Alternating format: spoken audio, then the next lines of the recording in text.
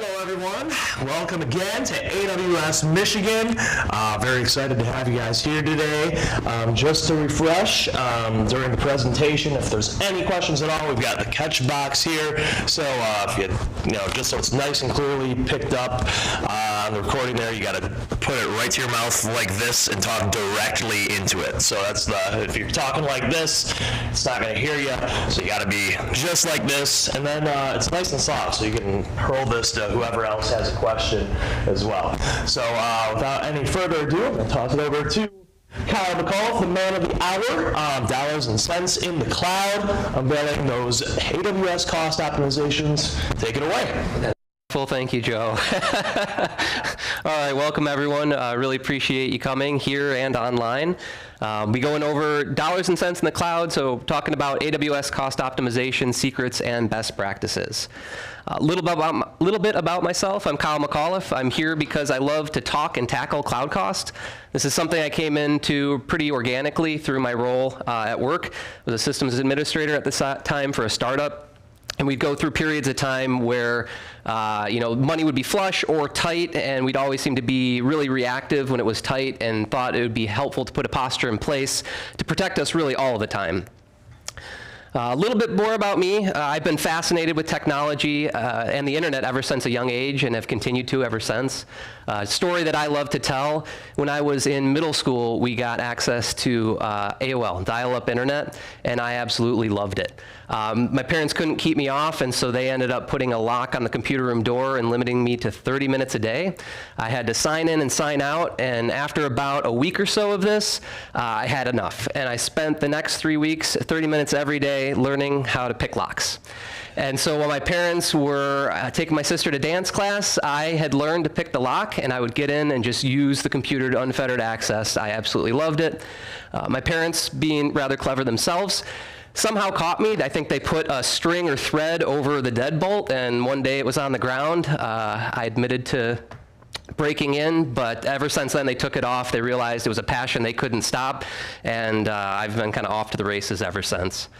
I've been working with AWS now for 12 years. I hold 6 of the AWS certifications, all the associates, 2 professionals, and the data analytics specialty. And I like to keep busy outside of work with family, travel. I love building, creating things, so mechanical keyboards. Craft beer. Used to be an avid home brewer, more so just an enjoyer of drinking it now. Hiking, reading, gardening, and gaming.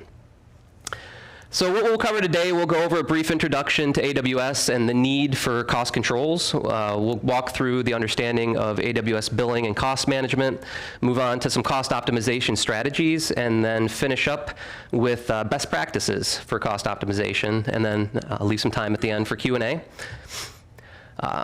Here we go.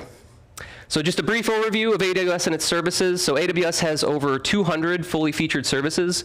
This is a large range of complexity for billing. There's infrastructure as a service, platform as a service, and software as a service. You have billing from per millisecond to 3-year commitments and everywhere in between. And so knowing how you're being billed and how to leverage the most effective ways is very crucial when implementing and tracking your cloud workloads. AWS also has 34 regions that total over 125 physical data centers, and all the regions aren't equal. Costs can vary from region to region, sometimes fairly significantly, so knowing where to deploy your workloads so that they match being close to the customer and cost effective is extremely important. Some importance overall of cost optimization in cloud computing. Flexera does a survey every year, and for the 7th year running, cloud cost optimization is the #1 challenge that organizations face, both small, medium, and large. 75% of organizations report an increase in cloud waste. And maybe more surprising, 7 out of 10 companies aren't sure what they spend their cloud budget on. This can be due to a disconnect between finance and the departments, unsure what they have deployed out there, lack of visibility, and many other reasons. So goals for this presentation, first and foremost, want to educate. So cloud cost is a very complex topic. There's not a one-size-fits-all solution. And so we'll go over what different areas are, where to look at. My personal goal is for everyone here to leave having learned at least one new thing about cost optimization.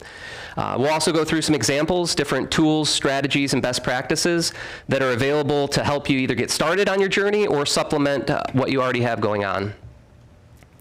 Moving on to understanding AWS billing and cost management. So a quick overview, there's several places that if you just go into AWS and go to billing, you'll see. One that's worth noting is AWS organizations. So if you have more than one account, this is a great way that you can consolidate accounts. You can do a lot of other things, but it rolls up all the billing through one account. This is beneficial so that you can share things like volume discounts, or if you have certain commitments, they span all of those accounts as well. There's also AWS Cost and Usage Reports. So this is something extra that you need to turn on that essentially will dump your usage and cost data several times a day to an S3 bucket as a CSV. For larger organizations, these are so large it would crash Excel if you tried to open it. Luckily, AWS has tools ready and available to you, as well as other ones that you can use for kind of a business intelligence type view to look into that data. There's also the AWS Billing dashboard. So this is if you just go right to billing, you're given a nice brief overview of your current month spend to date, the forecast for that month, and a comparison against previous months. It'll also tell you what your highest cost service is and give you cost trends by the top 5 services and accounts. These are very useful to kind of nudge you in the right direction for what the low-hanging fruit might be if you want to dig a bit deeper to help control your costs. And also there's AWS anomaly detection. So this is a generated report that you can sign up for. You need to set the criteria, so you can pick specific services, accounts, and then set either a dollar or percentage amount so that if it ever goes over that threshold, you get alerted. It's a little bit reactive, but it's still very helpful to put in place so that you know when something's happening almost immediately rather than waiting for finance to ask why your bill was double that month. Another useful thing is cost allocation, tagging, and categories. So you have the ability within AWS to do cost allocation tags. So these can use custom tags that are on your resources and attribute them in the cost allocation space. You have user-defined ones, which are your own, or AWS-generated ones that you can leverage. These feed and work really well with cost categories. So this gives you the ability to group costs by various business perspectives if you want to know costs on a per team, per project, department, maybe environment or account basis. It does allow you to split and allocate those shared costs. So if you have an RDS database that 3 teams are using, if you know generally what percentage each team is using, you can then split that cost so you get an accurate view of their usage. There's a lot more granularity and dimensions that you can define. You can do it by account. You can leverage the cost allocation tags, service, region, and many others. It's an extremely powerful tool to help break down your costs. There's also, the meat of this maybe, is the AWS Cost Explorer. So this is a great way to view and analyze your cost and usage. This will give you a view that you can either group or filter by things like service, account, region, tag, cost category, if you had the tag, or the tag before, and more. You can do this on a granularity of hourly, daily, or monthly. Hourly has the asterisk here because it requires an extra step that does incur additional costs. AWS does a great job of laying out what those are to you. They're rather minimal, but good to be aware of before you sign up for it. And this is a great tool for identifying and deep diving spending irregularities in your account. You can look at maybe the previous 12 months breakdown by account or service. And if you see any areas that are higher than others, you can look at a daily basis, or you can break it into just that account and see how much the account is spending per service, and many other things. It's a really good tool to play around with to fully understand your costs and where they're occurring. This is an example of what the Cost Explorer looks like. You can see here pretty static costs for the most part, except for a little bit of a jump over here. You may look at that and first thing is, what is that? And so you can just highlight over it and see that that's an EC2 instance that someone must have spun up for the week. Could have been for a POC or a report, spun down after, so not something that you need to really track down, but that's how easy it is to understand little blips and anomalies that you may run into. Moving on to some of the cost optimization strategies. So AWS has this site, WellArchitected Labs. They use this to compile a lot of the different labs that they do for people, mainly around the 6 pillars of the WellArchitected framework. And luckily, cost optimization is the one they have the most labs on. And so there's many things here. Anytime you see the thumbs up, there will be a relevant lab. Link will be at the bottom, and I'll be sharing out the slide deck after this. So first is just choosing the right pricing model. If you were to go and just sign up for a Linux instance or an RDS database, or you created a Lambda and started running it, you'd be paying the on-demand cost, which is what the default is. On top of that, there are some other strategies you can use to help control those costs. First is spot instances. We'll get into that a little bit later, but that gives you the ability to use some of AWS's extra capacity in EC2 for a very discounted rate. If you're willing to commit for a 1 to 3 year period, they have commitment discounts in the form of either savings plans or reserved instances or capacity. And then also, as I mentioned before, the geographic selection is extremely important. Knowing what region you're deploying to and how costs may differ from region to region feed into this as well. So first, utilizing savings plans and reserved instances, and there's a lab for that. Reserved instances and savings plans, a little bit different, and AWS has been shifting more towards savings plans than reserved instances. In the past, you needed to know what your workloads were, what instance they were using, Linux, what VPC they were in, and define that in order to get up to maybe about a 40% discount, generally between 25 and 35. Savings plans have come to light over the last couple of years, and they simplify things a bit. You still have the ability to get the most savings by calling out specific instance families, but you also can just commit to a certain hourly compute rate. And that will apply across anything that's considered compute. So ECS for Fargate, Lambda, EC2, much broader than what savings plans or reserved instances can cover. These, you have different payment options. You can either pay all up front, partially up front, or none at all up front. Obviously, the percentage discount that you'll get will vary based on this. If you're willing to pay all up front, you get the most discount, and no up front would be the least, but it's generally only about a 5% difference from one to the other. So if you don't have the cash to pay for it right up front, you can do no up front and still start recognizing some good savings. You can get these recommendations through the AWS Cost Management. They have different ways that they'll recommend the savings plans and reserved instances for you, what percentage of your environment it'll cover, what the implications of it would be. A lot of questions people have, or the biggest question is what percentage coverage should I have? I tend to say for more static workloads, 80 to 90% is a really good range. You may have a architecture change that is more efficient, and you go down. You may convert something to be serverless, or you may lose a customer or a region. And so you don't want to have 100% commitment if you don't know that you'll be using it with 100% surety over the course of that time period. For more dynamic workloads, there's several ways to handle it. If you have something that maybe scales down at night to just 2 instances and maybe 20 during the day, the safe bet would be 2. That way you're never paying for something you don't have. But you can also play around with the numbers and see if you did 5 or 10. Even when you're just running 2, you'd be overpaying, but for the rest of the day, the savings you may incur could offset and you'd net better that way.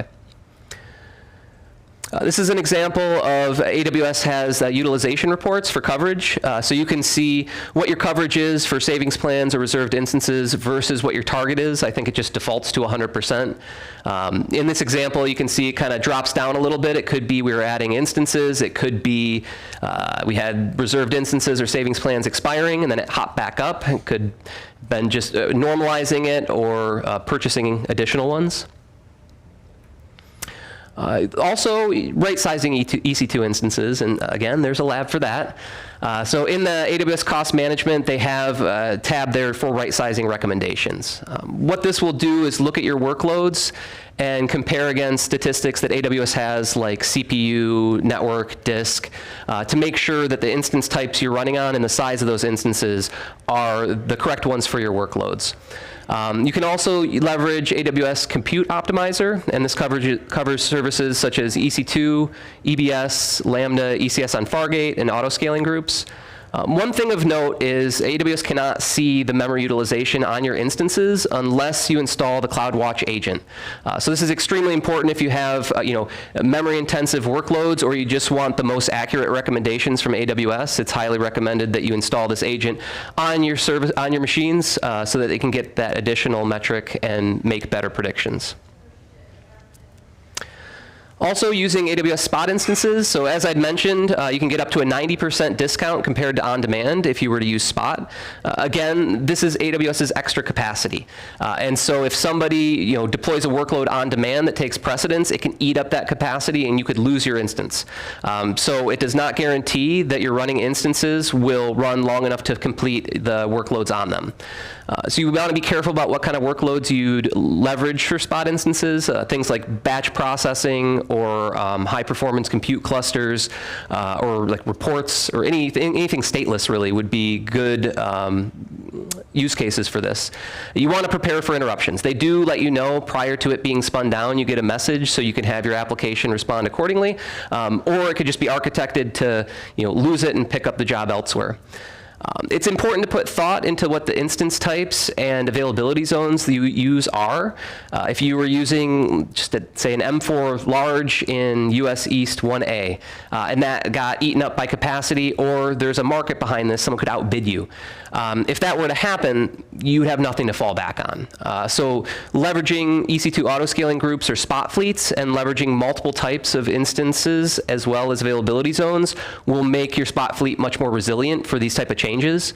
Recommendation is to use the price capacity optimized strategy in spot fleets. This will ensure that you're always paying the lowest amount per hour for those spot fleets, depending on what instance types and availability zones you have in there. A little bit hard to see, but AWS publishes their spot market over time. So this is a historical view of what an R5 large in US East 1 for Linux looks like. You can see the static line at the top is just the on-demand pricing. It's a 12.6 cents per hour. And then you can see the variance between the different availability zones. And these vary anywhere from in US East 1D, a 46% savings, to US East 1F, which is a 71% savings. So just knowing what availability zone you're deploying in could net you 20–30% more savings.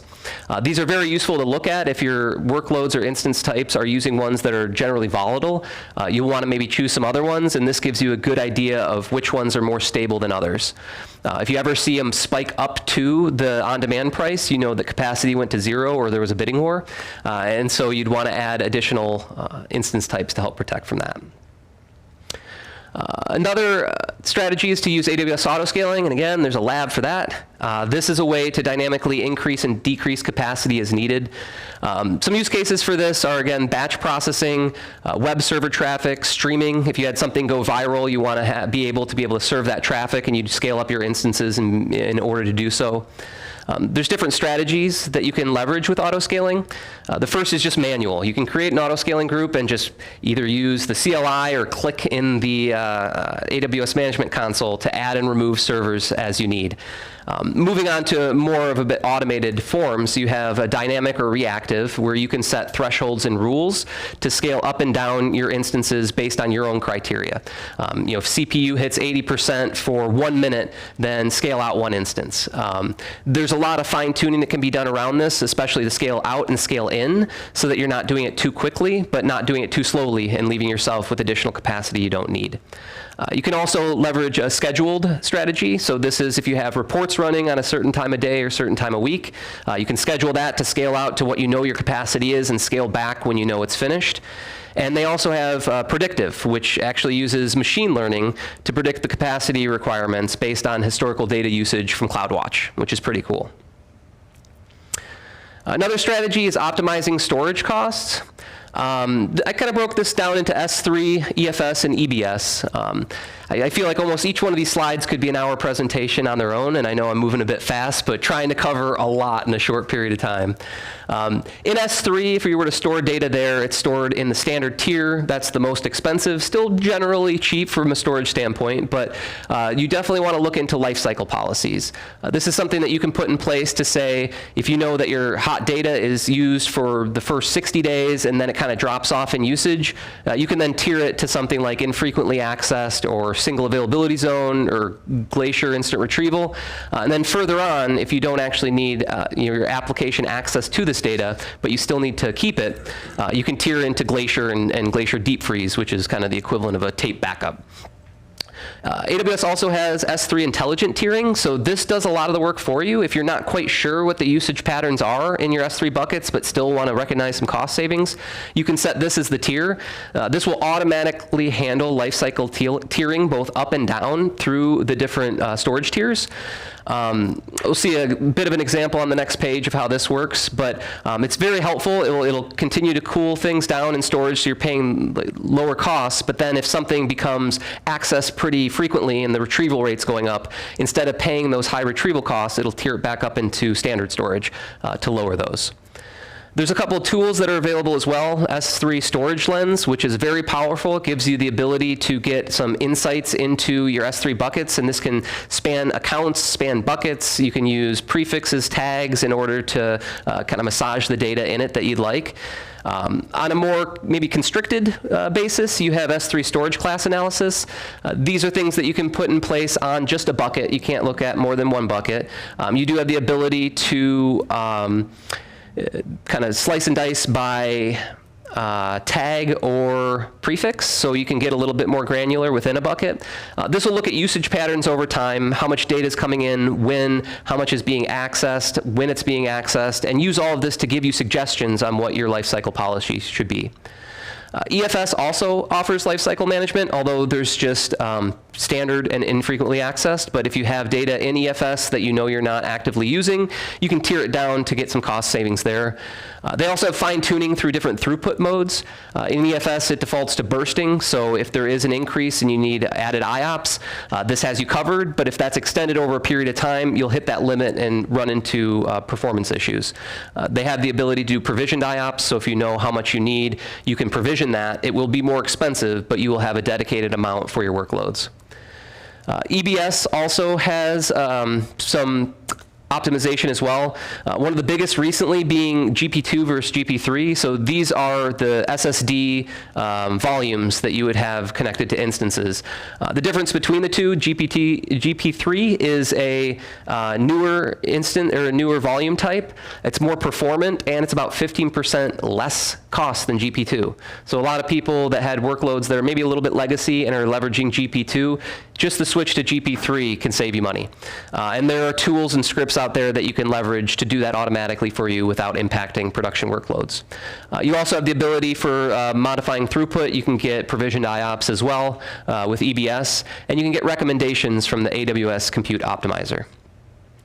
This is a quick example here on how the S3 storage tiering would work with different examples.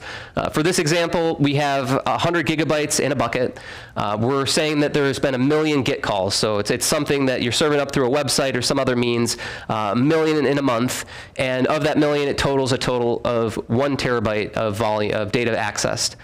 You can see on the standard tier, it's the most expensive cost. You're spending $2.30 for that 100 gigabytes. With intelligent tiering, it's assuming that you have 50% in standard access, 25% in infrequently accessed, and 25% in Glacier instant retrieval. And you can see the variance in those costs as well. Comes out to about $1.50. And if you were to store the same amount in Glacier instant access, significantly cheaper at 40 cents. Where we start to get a little bit interesting is with the GET requests. So both standard and intelligent tiering to get those 1 million objects would cost you 40 cents. However, it is a whopping $10 in Glacier Instant Access because that is meant to be cold and not accessed so frequently. There's also an additional fee for data retrieval if you're using Glacier, and so that would be an added $30. The data transfer for egress out to public internet is $90 for all of them for that 1 terabyte. And intelligent tiering does have charge you for lifecycle transitions. So as it's tiering up and down, you're getting charged for that. This assumes 1,000 tiers in the month, and that costs $0.01. So even if you had 1,000,000, it would still just be $1. And then you can see the total intelligent tiering comes out a little bit cheaper, 71 cents cheaper than standard, where Glacier Instant Access is significantly more expensive. If this example had no gets and it was just data storage of large volumes, obviously Glacier Instant Access would be much more cost beneficial. And then lastly, for strategy, identifying and eliminating idle resources. We all like to think that we're running our clouds optimally, that there's no waste at all, but as we saw earlier on, there's quite a bit of waste in cloud environments. This can come from any number of reasons, POC starting and not finishing up, a Terraform destroy not actually destroying the entire thing, someone left the company, any number of things. And so there's a lot of tools AWS has to help call out these things for you, to help eliminate them to save on costs. The first comes in the right sizing recommendations. It will also try to tell you if it's seeing instances that have little to no network volume and the system resources are flatlined. It'll suggest that you look into it for potential termination. You can also get these suggestions through Cost Explorer, Trusted Advisor, and then also the Cost and Usage Report Query Library, which I've been forgetting. There's so many. There's a lab for that. This will run through, the Cost and Usage Report is extremely powerful, and we'll get to that a bit later, but we'll give you suggestions as well. Some of the main areas that you'd want to investigate: EC2 instances, again, something that was brought up and not used. Load balancers, you might have brought up a workload, maybe deleted the instances behind them, but the load balancer stays up. Same with elastic IP addresses. You may have associated it to a server, destroyed the server, and that is now unallocated, and you're sitting there paying $1 a month or so from it, but that can add up. NAT gateways that have no traffic egressing them, and RDS instances as well. Moving on to best practices for AWS cost optimization. One of the first is just to continuously monitor costs and usage. A lot of different ways you can do this. Again, you can set a budget on an account level or overall so that you can get alerted if a forecast for the month was going to go over what your expected spend was. You can also get alerted if you actually go over that expected spend. So this is a good way both kind of preemptively and reactively to monitor costs if you think you are they're relatively stable month to month. Again, Trusted Advisor has some great tools here for monitoring. I'd mentioned the quick site usage reports. I think we'll get into maybe a quick demo after this. AWS is paired with KubeCost so that you can get a granular view of costs within your Kubernetes workloads. On the AWS bill, it'll be a line item for EKS, and that's it. What KubeCost allows you to do is leverage tags. You can break down costs on a per namespace, per service basis, and many more. So you can get a much better understanding of how your workloads in Kubernetes are broken down from a cost standpoint. I'd mentioned the AWS cost anomaly detection before, and then there's a plethora of third-party tools. Listed some here, by no means an exhaustive list. Cloud Health, Cloud Checker, Cloud Zero, Aptiv Cloud Ability. I've used Cloud Health and Cloud Checker in the past. These are very good for multi-cloud workloads. Obviously, all the tools within AWS are for AWS. You're not going to get anomaly detection on Azure. So some of these tools help multi-cloud, and then they're constantly innovating and trying to find value adds that AWS doesn't have, while AWS is watching them and trying to integrate them into that platform. There's also included or add-ons to tools like Harness or Terraform and many more. So as you're doing your continuous delivery, as you're doing your infrastructure as code, you get some insight into what those costs are and how they track over time. So we got a quick demo here. This is AWS provides these cloud usage dashboards. We'll click in here, hopefully works. This can be found in the labs. It leverages QuickSight and then Athena as well in the back end to dump this data into S3 and then visualize in QuickSight. This is extremely powerful. There's a lot going on here. There are 5 different dashboards, and you can kind of pick and choose how to deploy them. They're generally CloudFormation templates and then a little extra work in Cloud Shell as well.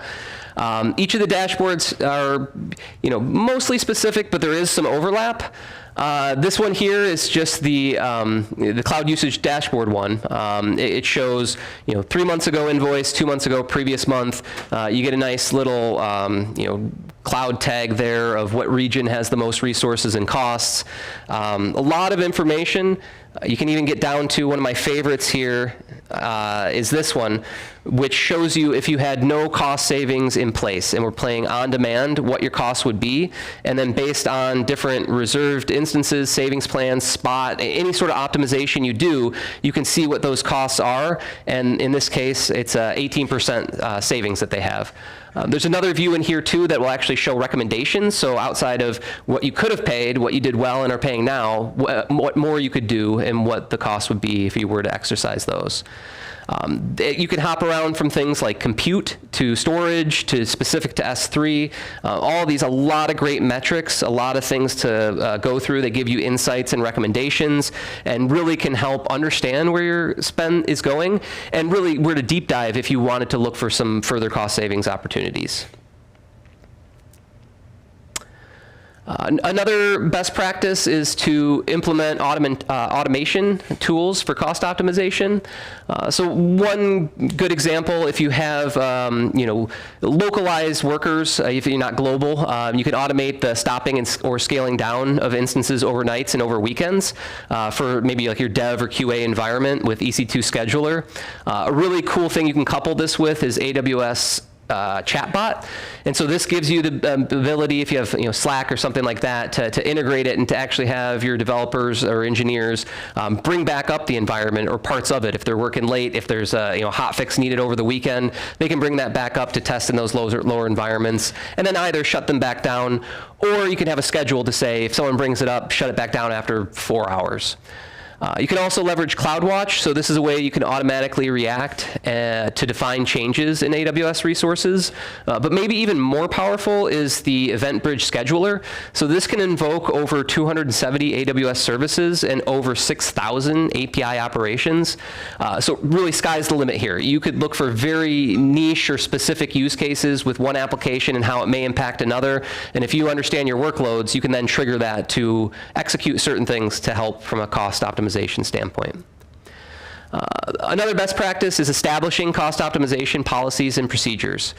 One of the main things that you could do is just understanding your costs before you commit. If you have a greenfield project or an architecture change, AWS has the pricing calculator where you can go and fill in what resources you'll be using, what amount. You can estimate traffic, throughput, number of calls, whatever service they have it in the AWS pricing calculator. And so you can price out what a brand new greenfield application might be or feature prior to actually building and implementing it, so you can make sure that it makes sense from a business standpoint.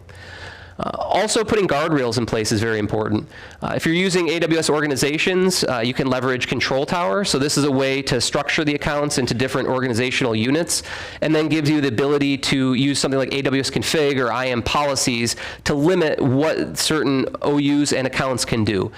So if you want to give all your developers access to dev but not prod, and you don't want them spinning up the absolute most expensive instance type, you can limit what instance types the dev account or the people in the dev group can deploy. It's very powerful, a lot of things you can do here, and a ton of reading online related to it.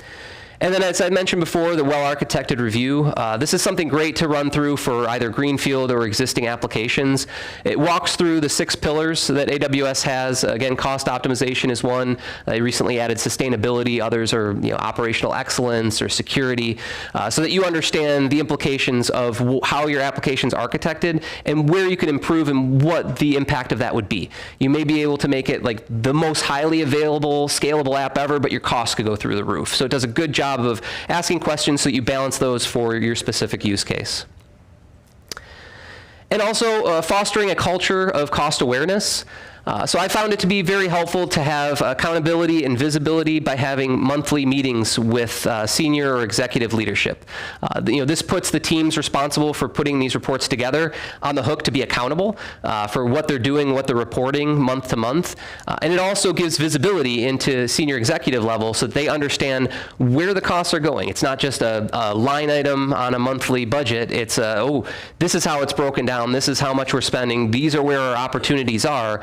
That could be extremely helpful. Another trick, I guess, is full transparency into the cost per product or team. So using those cost categories, if you break it down, you can have each product or each development team aware of exactly how much they're spending. This is very helpful. Without this, you can develop a new feature, not know the implications from a cost standpoint, and spend more, spend less. This gives full visibility into it, and again, passes on some of that accountability to the development teams. Daily reports, while it's a bit noisy, is a great one just to have a full understanding of cost over time. If you do a 30, 60, or 90-day daily view for a report, you get a very good sense of, break it down by service or account or environment, what's growing, what's going down, are there any trends that you see, could you leverage some of these other strategies to lower those costs over time? Also understanding around cloud costs and how best for the finance teams to incorporate them. Again, it could just be a line item, and we've moved a lot from with cloud, things being categorized as CapEx to OpEx. But even knowing that if you were to be able to save 40% on an RI if you paid up front, how does finance handle that? Is that a one-time cost? Do they amortize it over time? There's a lot of strategies, and so making sure they're aware of what they can use so that you have more options available to you, the better. And then also an annual report. So based on those monthly ones, just an annual report on savings recognized, what opportunities have been executed, what opportunities remain, and what the implications of those are. Sometimes it may be a huge architectural change that could save you 20, 30, 40%, but it might be a year or two worth of work. And so you need to understand what those are and communicate those out so you can make the correct business decisions on if this is something that you want to do or not.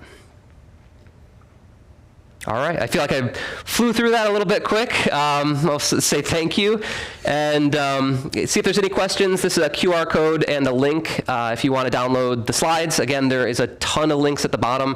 Highly recommend those well-architected labs that you run through. They give you a great little insight into how much time they take, how much cost it'll incur on your account, and what you'll get out of it, and how to tear it down. And so they're very easy to run through, know what you're on the hook for from a cost standpoint, and then get rid of it if you need to, or keep it if you're finding it helpful. Yes? No, I don't want to hit any. Hey, this is Ray Welker. Excellent presentation, by the way, Kyle. I have a question regarding tagging and cost allocation tags. Do you have a strategy you would recommend for applying a tagging policy across maybe an account or an organization in AWS? Yeah, so I think it's maybe So the first is defining the tagging strategy. And this could be, it's really up to the business and people using it. So it could be, per customer, you could have tags per customer, per product, per environment, so dev, prod, any number of ways, but you want to make sure that you're able to understand, define that, and then before you push it out. We've run into situations in the past with S3, if you don't have something tagged and you have I don't know, 100 billion objects in there. Running through those recursively are APIs calls, and you can end up paying $5,000 to $10,000 just to tag objects in S3 retroactively. So knowing what your strategy is and moving forward with it is one.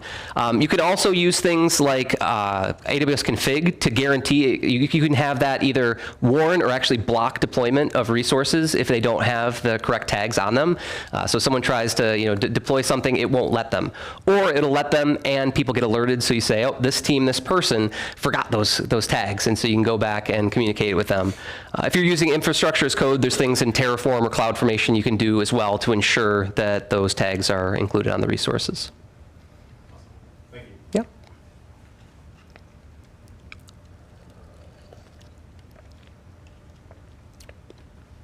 All right. I mean, I can ask another question as well. By all means. So with the cost and usage report, what would you say the main purpose of that would be that I could not, well, when I would want to leverage the cost and usage report over, say, some of the other services that AWS provides, such as like Cost Explorer, maybe, Yes, budgets. I think there's a couple. The first is, if you have any like business intelligence tool you're using, you can actually use that as a data source. You're now responsible, though, for making sense of everything within them, which is a bit difficult. I find the most useful to be those quick site dashboards. So again, highly recommend. It's a relatively low barrier to entry, I think 10 to maybe $15 to get it implemented, but you get a huge range of insights based on those. So they have machine learning in the background. They're running many number of reports to really, based on your workloads, highlight where opportunities are and give you different views into the data, and the ability to, again, kind of slice and dice it based on things like account, region, things like that. They can also be really useful if you're using third-party tools. A lot of the third-party tools will require those because that is how you get the most granular breakdown of what your spends are in AWS. Yep.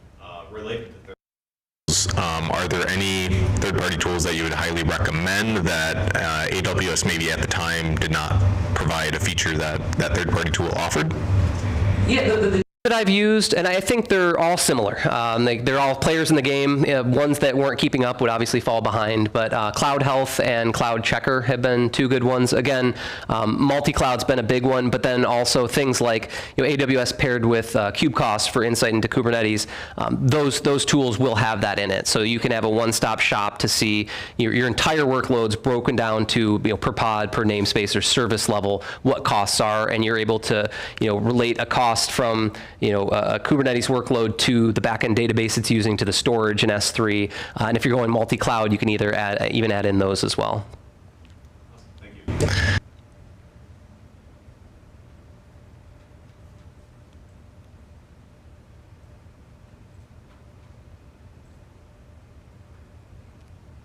All right. How do we do on time?